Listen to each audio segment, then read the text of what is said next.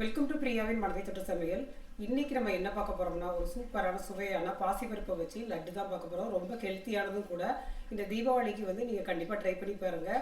குழந்தைங்களுக்கு நம்ம ஸ்கூல் விட்டு வரும்போது ஸ்நாக்ஸா செஞ்சு வச்சோம்னா அவங்க ரொம்ப சந்தோஷப்படுவாங்க. நம்ம கெஸ்ட் யாரும் வந்தா கூட நம்ம அவங்களுக்கு ஹெல்த்தியான ஒரு ரெசிபி நம்ம செஞ்சு கொடுக்கலாம். பாசிப்பருப்பை வச்சு இந்த தீபாவளிக்கு கண்டிப்பா இந்த ஸ்வீட்டை நீங்க ட்ரை பண்ணி பாருங்க. இந்த பாசிப்பருப்பு லட்டு எப்படி செய்யறதுன்னு சொல்லி பார்க்கறதுக்கு வாங்க வீடியோக்குள்ள போகலாம். இப்போ இந்த கப்புக்கு தான் எல்லாமே நான் மெஷர்மெண்ட் எடுக்கிறேன். நீங்கள் எந்த வீட்டில் இருக்கிற எந்த கப்புனாலும் நீங்கள் எடுத்துக்கோங்க. அதுக்கே எல்லா அளவையுமே நீங்கள் எடுத்துக்கோங்க. இப்போ பாசிப்பருப்பை ஸ்டவ் ஆன் பண்ணி வறுத்து எடுத்துடலாம். ஒரு பாத்திரத்தை வச்சு இது ஒரு 4-5 நிமிஷத்துக்கு வறுத்து எடுத்துக்கிடணும். வாசனை வர்றது வரைக்கும் வறுத்து எடுத்துக்கலாம். இது ரொம்ப ஹெல்த்தியானதும் கூட. கண்டிப்பாக நீங்கள் இந்த தீபாவளிக்கு செஞ்சு பாருங்கள்.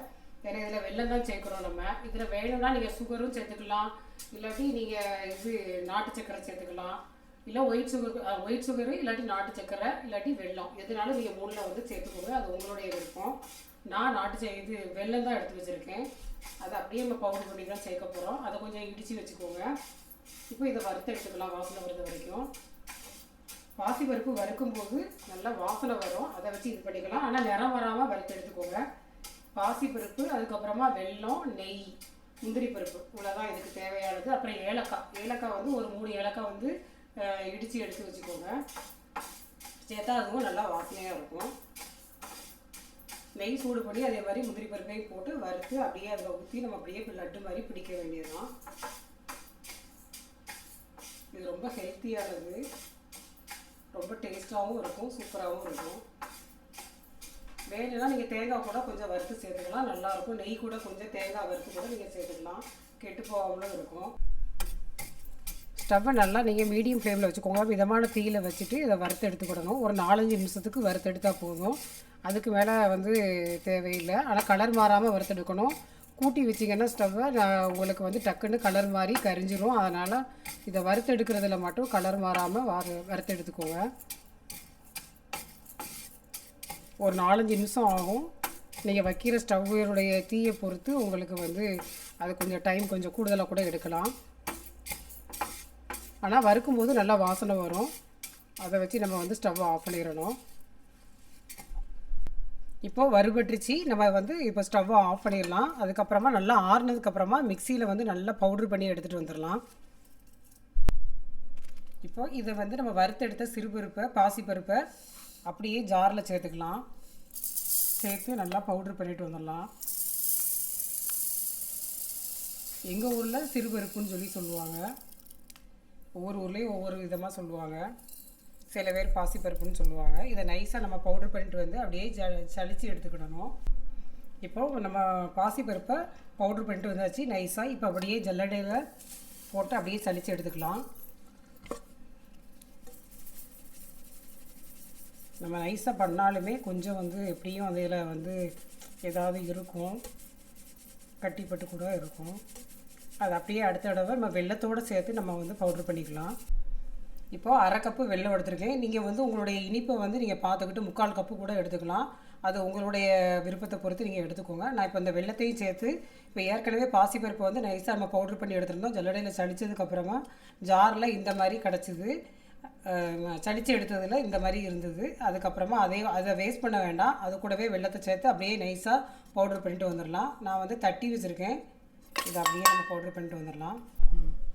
இப்போது நம்ம வெல்லத்தை நம்ம நல்லா நைஸாக பவுட்ரு பண்ணிட்டு வந்தாச்சு. இதை அப்படியே நம்ம பாசிப்பருப்பை பவுட்ரு பண்ணி வச்சுருக்கிறதோட நம்ம ஆட் பண்ணிக்கலாம்.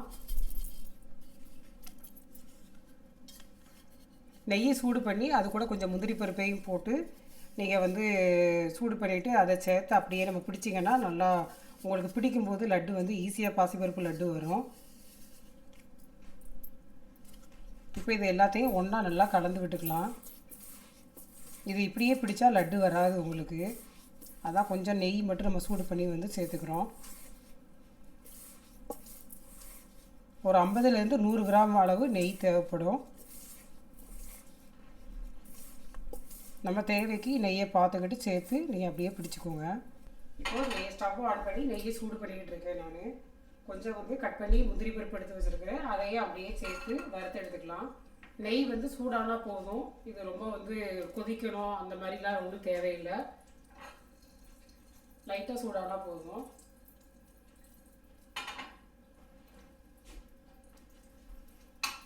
முந்திரி பருப்பு மட்டும் கொஞ்சம் உங்களுக்கு கோல்டன் ப்ரௌன் கலர் வந்ததுக்கப்புறமா அதை வந்து பொன்னிறமாக ஆனதுக்கப்புறமா அதை அப்படியே ஆஃப் பண்ணிடலாம்.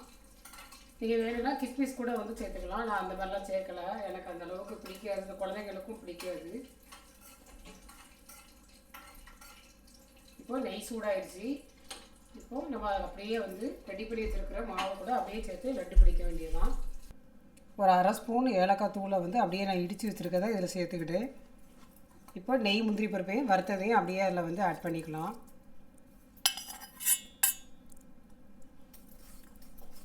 அப்படியே நல்லா மிக்ஸ் பண்ணிவிட்டு அப்படியே பிடிக்க வேண்டியதுதான். ரொம்ப ஹெல்த்தியானது இது. ஈஸியாகவும் பண்ணிடலாம், டக்குன்னு நம்ம வந்து ரெடி பண்ணிடலாம். குழந்தைங்க ஸ்கூல் விட்டு வர்றதுக்குள்ளே நம்ம வந்து ஈவினிங் வந்து இந்த ஸ்நாக்ஸை வந்து நம்ம பிடிச்சி எடுத்துடலாம்.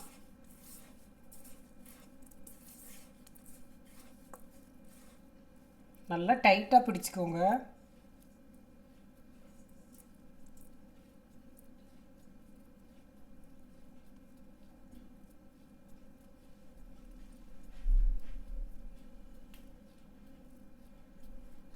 நல்லா அழுத்தி பிடிச்சாதான் லட்டு வந்து உங்களுக்கு உடையாமல் வரும். நெய் வந்து உங்களுக்கு வந்து 50லேருந்து ஒரு 100 கிராம் அளவு தேவைப்படும். கூடுதலாக வேணால் 100 கிராம் அளவே நீங்கள் சேர்த்துக்கோங்க. உங்களுக்கு லட்டு எப்படி பிடிக்க வருதுங்கிறத பொறுத்து நெய் வந்து கூடுதலாக வேணும்னா நீங்கள் சேர்த்துக்கலாம். நான் ஒரு 100 கிராம் அளவு நெய் சேர்த்துருக்கேன். சில பேருக்கு நெய் வந்து கம்மியாக வேணும்னு சொன்னால் நீங்கள் அதை வந்து பார்த்து நல்லா டைட்டாக பிடிச்சிக்கிடணும். நெய் வந்து காஞ்ச மாவோடு சேர்த்து அப்படி பிடிச்சிங்கன்னா, நெய்யும் அதுமாக பிடிச்சிங்கன்னா அப்படியும் பிடிச்சிடலாம். டைட்டாக பிடிச்சா தான் உருண்டை வந்து உடையாமல் வரும் பாசிப்பருப்பு லட்டு. ஆனால் இது ரொம்ப ரொம்ப சூப்பராக இருக்கும், நல்ல ஹெல்த்தியானது. லேடிஸும் நம்ம வந்து அப்பப்போ வந்து இதெல்லாம் செஞ்சு வச்சு கண்டிப்பாக சாப்பிடணும். பார்த்தீங்களா லட்டு எவ்வளோ அழகாக சூப்பராக வந்திருக்குன்னு சொல்லிட்டு. இந்த மாதிரி எல்லா லட்டையும் நம்ம பிடிச்சி எடுத்துக்கலாம். இப்போ சூப்பராக பாசிப்பருப்பு லட்டு ரெடி ஆகிடுச்சு. நீங்களும் இந்த தீபாவளிக்கு கண்டிப்பாக ட்ரை பண்ணி பாருங்கள். இந்த வீடியோ உங்களுக்கு கண்டிப்பாக பிடிக்கும்னு நினைக்கிறேன். பிடிச்சிருந்தா மறக்காமல் சேனலுக்கு சப்ஸ்கிரைப் பண்ணுங்கள். நன்றி. உங்கள் இல்லங்களில் சமையல் மனம் மலரட்டும்.